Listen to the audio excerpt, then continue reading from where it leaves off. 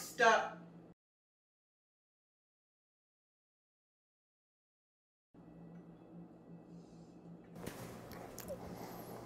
What's wrong?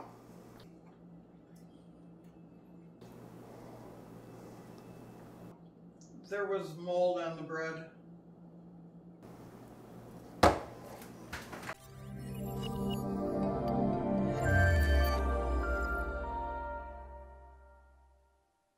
Hello Isopod fans, this is Wally Kern with Supreme Isopods. I see you posting on Facebook groups asking if mold is okay in my Isopod enclosure. I also see you posting, how can I fix this problem? I have mold, how can I fix this?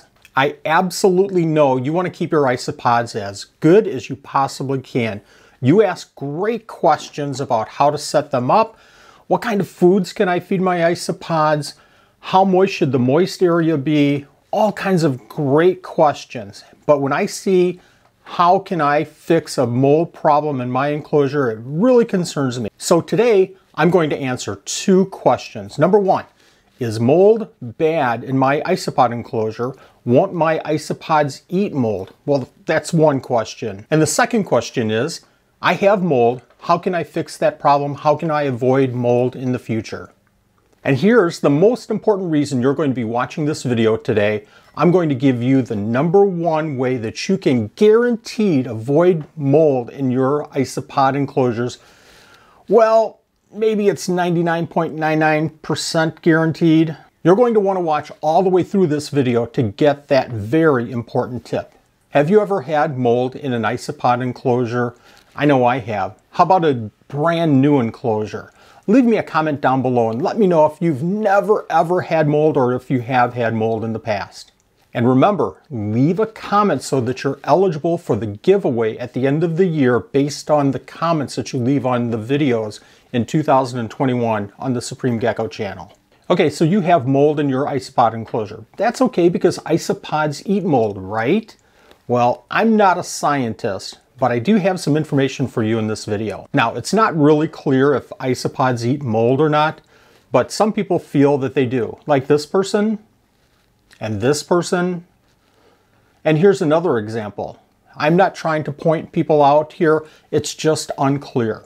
As well, some people say that they don't eat mold. Okay, how do we know for sure? Well, let's go to the authority, the intraweb. Well, Google says that springtails and isopods eat mold. One of my favorite resources on isopods, strange as it may sound, is the dendroboards. What a great resource. Now, taking a look at the dendroboards, I see that some people feel that isopods don't eat mold specifically. Let's hit the facts. We know for sure isopods are detritivores. That means they eat dead stuff, but I know mine love zucchini and pumpkins. Ultimately, I went to my expert in this field, Sean Kramer of US Invertebrates LLC. Remember in prior videos, I said find 3 experts in the subject matter that you're most interested in, like geckos or isopods. Well, Sean is my number one in isopods, and for a very, very good reason. I'm going to go ahead and leave his link down in the description. Make sure you visit his site. And I asked Sean, do isopods eat mold? And he came back and said they only eat the mycelium. Now that's the living part of the mold. And he added a really cool fact. Armadillidiums tend to eat more of that than Porcellio. I think there's really a lot of confusion on this matter, probably because isopods have been lumped with springtails for years and years. And springtails have been successfully cultured over charcoal in water, fed rice that molds up, and then the springtails eat the mold. And I think springtails are a great, great cleanup crew for that matter. Then to follow up, is mold bad in an isopod enclosure? Why is it bad? It really doesn't seem to bother them. And to present my Exhibit A from All Things Fungi, here it is. Once you get mold on food, those isopods will not eat that food, so the food is pretty much wasted. As well, mold and the conditions that mold thrive on induces the possibility of mites, and mites are a terrible, terrible thing. Mold can be bad for your isopod's health. As well, mold can be bad for your health. I also think mold is just disgusting. So what's my thought on mold in an isopod enclosure? Well, I posted to one of the Facebook groups this message. Let's talk about how to fix your problem with mold and how to avoid it in the future.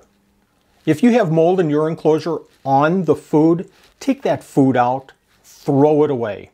If you have mold in your enclosure on the wood or the leaves or the sphagnum moss, you know, that green stuff, go ahead and throw the leaves away, throw the sphagnum moss away, and you want to wash that wood thoroughly and let it dry completely before you use it again. And absolutely, if you're dealing with mold, you might want to consider wearing a mask and absolutely wash your hands after handling anything that has mold on it. At this point, you're asking, how can I avoid mold in my isopod enclosure? Well, I have 4 simple tips and one very, very important tip after those 4. Number 1, you need more ventilation. Now that could mean more holes in the sides on the top, but also you need airflow through that enclosure. Number 2, you need less moisture. Mold grows really, really well in moist areas, so consider having less moisture in your enclosure. Number 3, when you feed, only put the food on the dry side of the enclosure. Don't put the food on the moist side, on the substrate. Are food plates, little containers to hold the food above the substrate a good idea? I don't know. I don't think so personally. I think if you put the food on the dry side of the enclosure, I think you'll be okay. Number 4, feed less. A good sign that you have mold in an enclosure is that the isopods and the springtails can't finish off all of the food before you feed the next time. Finally, this is the number 1 way that you can avoid mold, especially in a new isopod enclosure. Start that enclosure weeks or maybe even a month before you get the isopods in. You want to set that enclosure up with everything in it, the substrate, the dried leaves, the decaying wood, the sphagnum moss, and set it up with springtails. Seed that enclosure weeks before you get the isopods so that once you do get the isopods, it's all set and you can feed a little bit more food for the isopods. I know this is extra work. I know we all buy isopods spur of the moment. I do it myself.